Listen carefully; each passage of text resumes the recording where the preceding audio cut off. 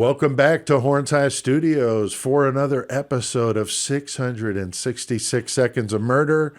That means each episode is less than 666 seconds or 11 minutes and 6 seconds. So let's get started. Going to be talking about the Idaho 4 case again. I'll get this presentation up for you. Talking about something that's really been a bone of contention with a lot of us, and that's this knife sheath, okay? So let's talk about this tonight. But important to remind you that this video is for entertainment purposes only. These are my opinions, speculation.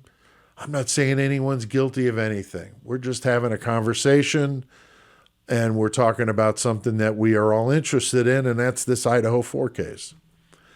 Now, the K-bar knife sheath left behind at the scene at 1122 King Road is a topic of much debate in the true crime community, and rightfully so. If we're to believe law enforcement, this sheath was found by Detective Brett Payne of the Moscow PD, and he said it was found on the bed, partially beneath Maddie and the comforter that was on the bed.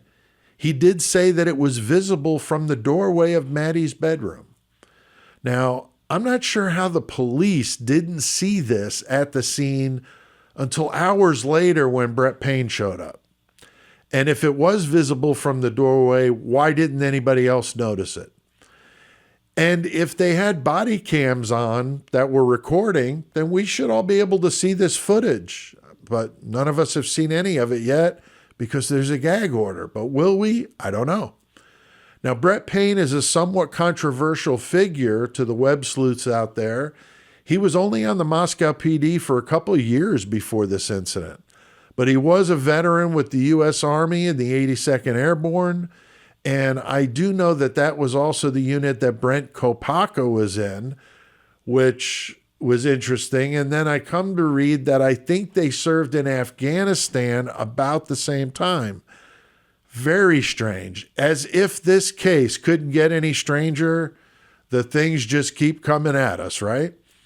Why would Moscow PD have Brett Payne write that probable cause affidavit in the most important case in Idaho state history? A rookie with only 2 years of experience on the job. I mean, there wasn't anybody more senior that could have spearheaded that. I mean, I'm sure they had people looking at it after he wrote it, but we know the PCA is a mess and full of all sorts of contradictions. So it's just very questionable why he would have been doing that. So for this discussion, let's believe that the knife sheath was found as Mr. Payne describes. I wonder if that body cam video will maybe mysteriously disappear, or maybe somebody's dog ate it, or maybe Epstein's mom hid it away. And I know that that statement dates me, but whatever.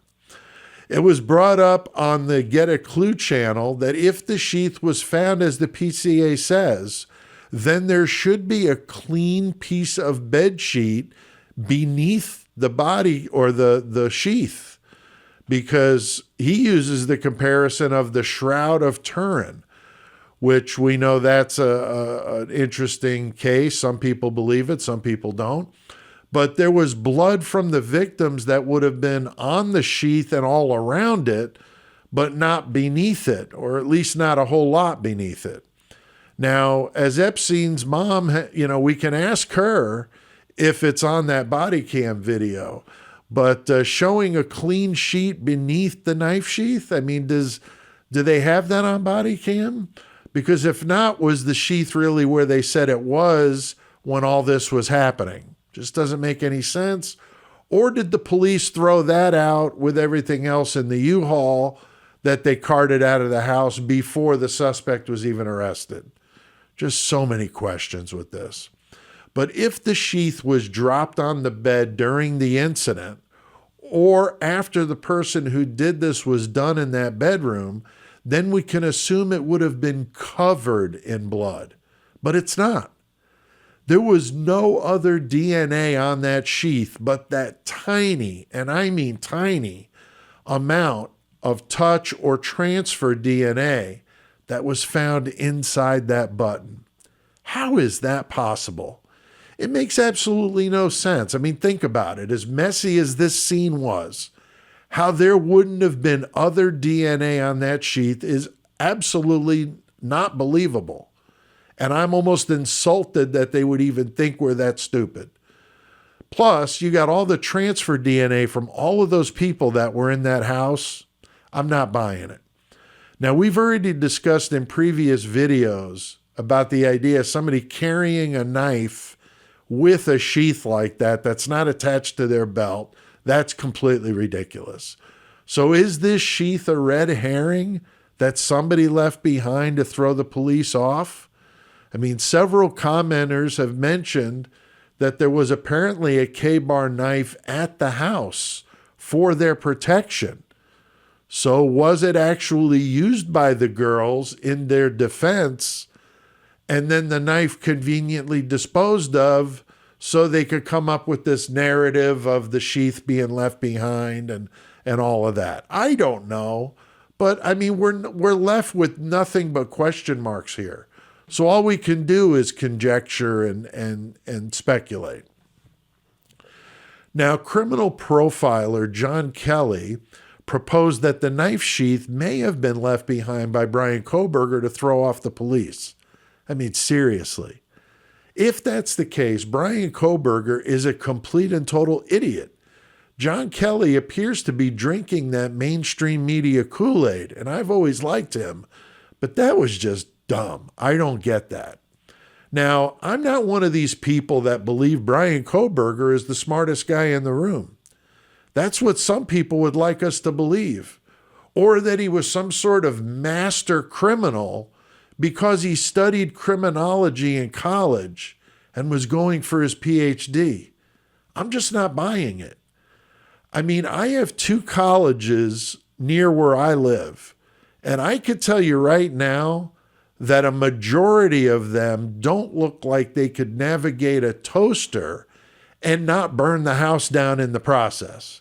I mean, the idea that someone who's read about crime in a book or from watching documentaries about it can get away with a quadruple incident like this is just absolutely ridiculous to me. PhD or not, I am just not buying it. A good number of highly educated people may be really good on paper or up in front of a classroom, but a lot of times those people lack common sense and certainly don't have the street smarts that would have been needed, I think, to pull something like this off. This is not something you watch a YouTube video on and then go do and leave nothing but a speck of your DNA on a button. It just seems very unbelievable. Now, experts have said that IgG, that's the investigative genetic genealogy evidence, should, quote, never be used as evidence, unquote. It's only a lead generator, kind of like a lie detector test. That's why the DNA wasn't included in the probable cause affidavit. It's not rock solid. No matter what anybody tries to tell you, it's not.